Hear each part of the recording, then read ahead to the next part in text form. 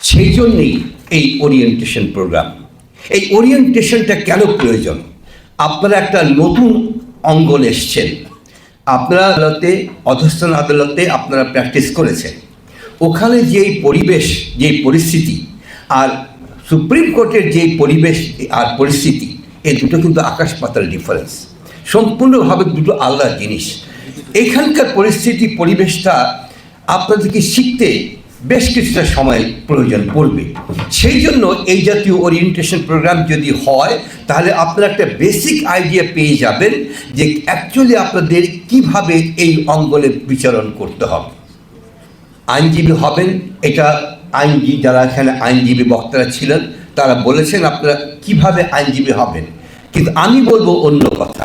আমি কিন্তু জজ সাহেবের দৃষ্টিভঙ্গি থেকে আপনাকে আমি কিভাবে মূল্যায়ন করি সেই বিষয়ে দু চারটে কথা বলতে চাই।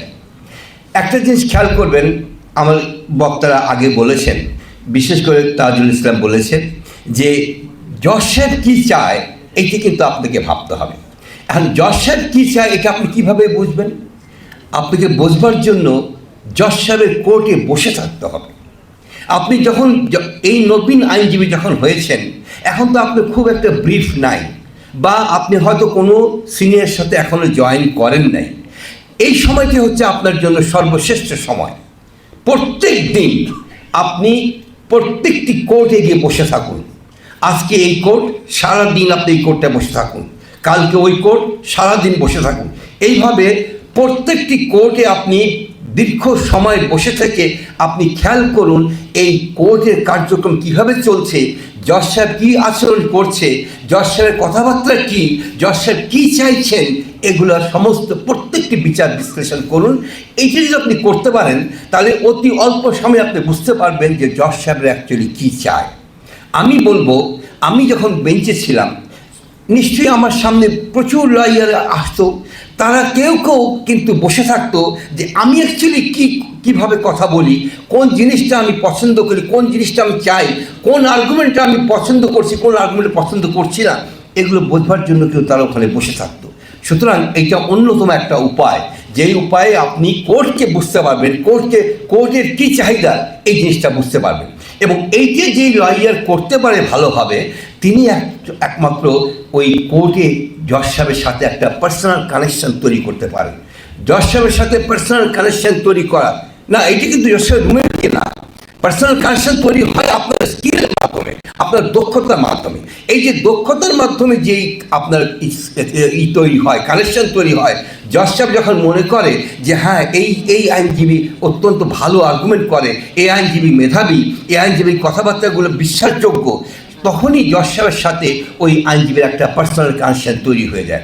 আপনারা দেখেন নিম্ন আদালতে আপনাদের কিন্তু খুব কখনই আপনাদেরকে নাম ধরে কিন্তু কোনো জজ সাহেব ডাকেনি, কিন্তু হাইকোর্টে দেখবেন, অ্যাপিলেট ডিভিশন দেখবেন, নাম ধরে এই আইনজীবীকে ডাকা হয়, মিস্টার সোয়েন্সো, মিস্টার সোয়েন্সো, নাম ধরে ডাকা হয়। এই যে নাম ধরে ডাকা হয়, এটার মধ্যে কিন্তু একটা বিশেষত্ব রয়ে গেছে।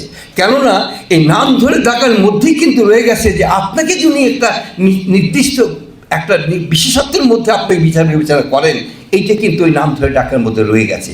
সুতরাং আপনাকে নাম ধরে ডাকার মতো করে আপনার বহিঃপ্রকাশটা হতে হবে। যদি সেটা হয়, তাহলে আপনার জজ সাহেবের সাথে একটা ইন্টার কানেকশনে আপনি চলে যেতে পারবেন এবং জজ সাহেবের সুনজরে আপনি সবসময় থাকবেন। এইটা গ্রহণ করার চেষ্টা আপনি করবেন। আর আরেকটা ছোট্ট কথা বলে আমি বক্তব্য শেষ করবো, সময় একদমই নেই। এই যে একজন বক্তা বলেছেন, না তাজুলি বলেছে যে আইনটা কোথায় আছে আপনাকে জানতে হবে। আইন আছে, কিন্তু আইনটা কোথায় আছে জানতে হবে। এটা কিভাবে জানবেন? জানার একটা খুব সহজ উপায় আমি বলে দিই। আমি নিজেও এটা গ্রহণ করেছি এবং এটা আমি সবাইকে এই পরামর্শ দিই। আমাদের বাংলাদেশ কোড আছে, আপনারা জানেন বাংলাদেশ কোড আছে। বাংলাদেশ কোডের মধ্যে বাংলাদেশের সমস্ত আইনগুলি লেখা আছে। এটা অনলাইনেও পাওয়া যায়, আর বাংলাদেশ কোডের বইও পাওয়া যায়, বইও আছে, প্রত্যেকটা চেম্বারই এই বাংলাদেশ কোডের বই আছে। আপনি প্রথম 6 মাস এই বাংলাদেশ কোডটা যদি একটা বাস আইভিউতে পড়ে ফেলতে পারেন, এটা শেষ 18টা ভলিউম আছে।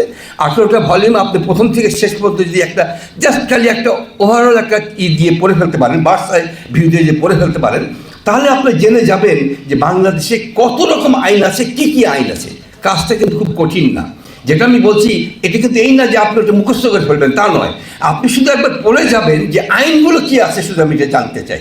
যদি এইটা জানতে পারেন যে আইনগুলি কি আছে, এইটা যদি আপনার জানা হয়ে থাকে, তাহলে আপনি যে কোনো সমস্যা যখনই আপনার সামনে আসবে তখনই আপনি ভাববেন যে এই আইনটা তো ওইখানে আছে, সুতরাং ওই আইনটা বের করে নিয়ে আপনি ওই আইনের সমাধানটা ওখান থেকে পেয়ে যাবেন। তো এই পদ্ধতিতে যদি আপনারা অবলম্বন করতে পারেন, তাহলে একটা ভালো আইনজীবী হওয়ার জন্য বিশেষ ব্যবস্থা আপনারা গ্রহণ করতে পারেন। এই সাথে আমি আর দু একটা কথা বলবো। আমি প্র্যাকটিক্যালি ওই কে বলছিল, শাহরিয়ার বলছিল যে ওই সায়েন্স ব্যাকগ্রাউন্ড থেকে আছে। আমি সায়েন্স ব্যাকগ্রাউন্ডে, আমি অ্যাপ্লাইড কেমিস্ট্রি মাস্টার্স। আমি ল পড়েছি, ল পড়ে 25 বছর প্র্যাকটিস করেছি। 25 বছর প্র্যাকটিস করার পরে তারপরে আমি ইংল্যান্ড থেকে বার করে এসেছি। বার করে এসে 16 বছর আমি জজিয়তি করেছি। 16 বছর পর রিটায়ার করেছি। রিটায়ার করার পরে এখন আবার আমি অ্যাপেলেট ডিভিশনে প্র্যাকটিস করছি আপনাদের দোয়ায়। আমি যেমন একজন আইনজীবী ছিলাম, আমি ছিলাম একজন জজ, এবং এখন আবার আমি আইনজীবী হয়েছি আপনাদের দোয়ায়। সকলকে ধন্যবাদ। ডিভিশনে জয়েন করেছি শুধু তাদের জন্য বলবো, আপনারা আমাকে দেখেননি কখন, দেখছেন আমাকে? দেখেননি আমাকে কখন। আমি এই অঙ্গনে 1982 সালে এসেছি, আর আইন জগতে এসেছি 1977 সালে।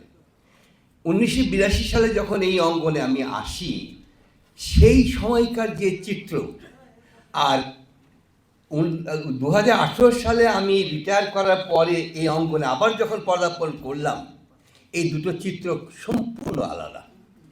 প্রথম চিত্রটা ছিল স্বর্গীয়, আর পরের চিত্রটা আমি ব্যাখ্যা করতে চাই না, এটা আপনারা বুঝে নেবেন।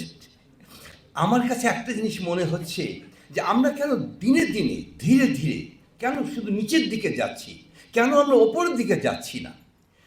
আমরা আবারও সেই ওপর দিকে যেতে চাই। এই যে যারা নাকি 25